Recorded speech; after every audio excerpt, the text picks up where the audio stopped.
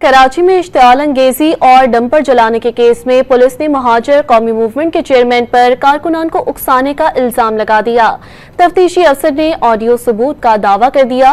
इंसदादे दहशतगर्दी अदालत में आफाक अहमद की दरख्वास्त जमानत की समाअत हुई। अदालत ने चालान पेश न करने पर बरहमी का इजहार किया और आइंदा समाअत पर मुकदमे का चालान तलब कर लिया। तफ्तीशी अफसर ने मौक़िफ़ इख्तियार किया कि मुल्जिम के खिलाफ ऑडियो मौसूल हुई है। अदालत ने ऑडियो फरासिक करवाने के बाद पेश करने का हुक्म देते हुए समाअत 20 फरवरी तक मुलतवी कर दी। कराची में इश्तिआल अंगेजी और डंपर जलाने के केस में पुलिस ने महाजर कौमी मूवमेंट के चेयरमैन पर कारकुनान को उकसाने का इल्जाम लगा दिया।